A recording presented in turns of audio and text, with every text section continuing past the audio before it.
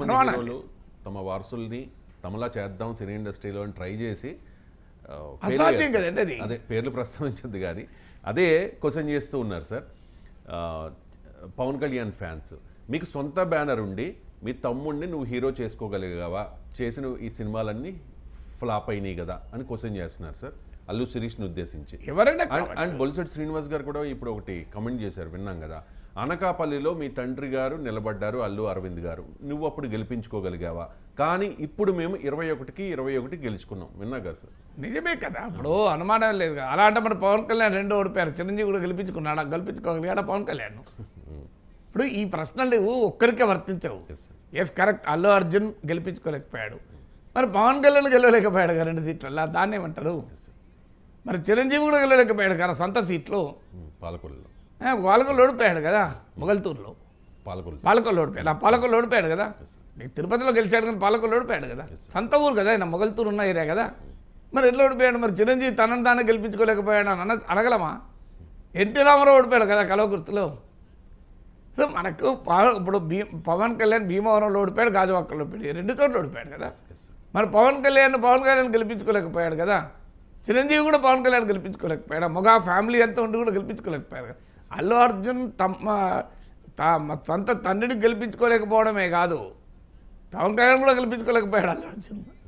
So అందువల్ల ఎన్నికల్లో ఓటమిలు అనేది, ఇంకా అల్లు అర్జున్ పోటీ చేయలేదు. నేనే అల్లు అర్జున్కు ప్రత్యేక ఫ్యాన్ కాదు, ఎవరికి నాకు అల్లు అర్జున్ ఎవరో కూడా తెలియదు. ఆ మేరకే నాకు పరిచయం ఉన్నది.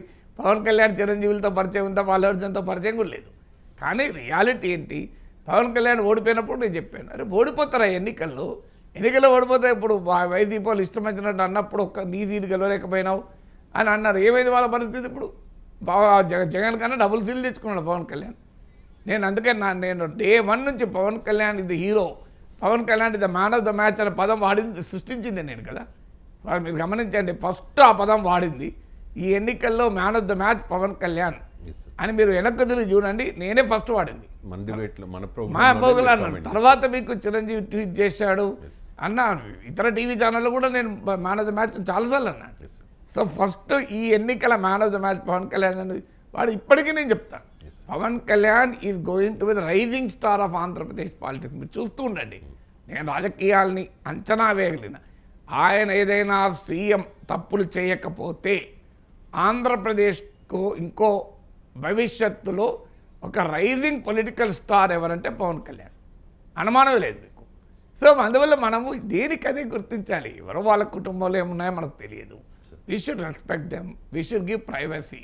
ఇప్పుడు ఆ కుటుంబానికి మనము ఇంకా విభేదాలను రోడ్డు మీదకి తీసుకొచ్చి చర్చబెట్టి రచ్చబెట్టి చేయడం వల్ల చిరంజీవి అభిమానులు అనిపించుకోం. మీరైనా నేనైనా అందరం చిరంజీవి అభిమానులు. ఇక్కడ ఇంకో పాయింట్ రైజ్ చేస్తున్నారు సార్ అల్లు అర్జున్ ఫ్యాన్స్, అసలు అల్లు రామలింగయ్య లేకపోతే చిరంజీవికి ఈ స్టార్డమ్ ఉండేదా, ఈ రేంజ్లో ఎదిగేవారా అని చెప్పేసి కొంతమంది లాజికల్గా. అది కూడా తప్పే అంటారు. అల్లు రామలింగయ్య ఉండడం డెఫినెట్గా చిరంజీవికి ఉపయోగపడచ్చు, కానీ చిరంజీవిలో టాలెంట్ లేకపోతే చిరంజీవి వస్తాడా? అంతే కదా సార్. ఇప్పుడు సేమ్ ఎగ్జాక్ట్గా ఈ ప్రశ్నలకు అన్నిటికీ ఆన్సర్ ఒకటే. అల్లు రామలింగయ్యకు సంబంధం లేదు చిరంజీవికి అని అనలేము, అది చిరంజీవి కూడా అంటాడని అనుకోను. సో చిరంజీవికి కూడా అల్లు మామయ్య మీద ఎంత గౌరవం అందరికీ తెలుసు. సో మీకు అల్లు రామలింగయ్యను చిరంజీవి కూడా అగౌరవపరచాడు, కానీ అదే సమయంలో అల్లు రామలింగయ్య వల్లనే చిరంజీవికి ఇమేజ్ వచ్చిందని తప్పు కదండి. అది అంతటి మహానటుని అవమానించడం కదా. నేను అందుకే అంటున్నా, ఇదంతా విడివిడిగా చూడాలి.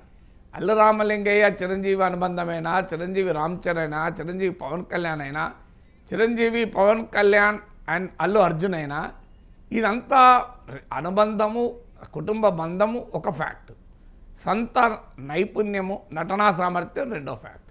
ఈ రెండు పరస్పర విరుద్ధ అంశాలు కాదు. అందువల్ల ఇది ఒక రకంగా మెగా కుటుంబానికి అన్యాయం చేయడమే ఈ వివాదం తీసుకొచ్చి. వాళ్ళు ఇప్పుడు వాళ్ళంతా వాళ్ళే మాట్లాడితే మనం ఏం చేయలేం. దానికి మీరైనా నేనైనా చేయగలిగింది ఏం లేదు. కానీ దాన్ని ఇతరులు దాన్ని ఇంకా రచ్చ చేస్తే అభిమానులు అనుకునే వాళ్ళు, ఇది డెఫినెట్గా ఇప్పుడు ఇంకా రోడ్డు మీదకి వచ్చింది కదా వ్యవహారం.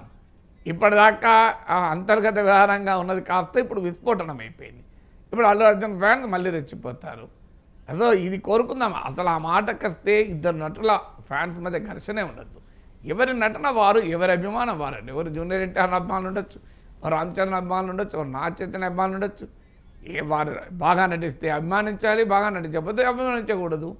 కానీ మన దగ్గర ఏమైందంటే ఈ అభిమానులు ఎక్కువైపోయి అభిమానులే ఒక బృందాలుగా విడిపోయి ఒకరి మీద ఒకరు పడేంత దశ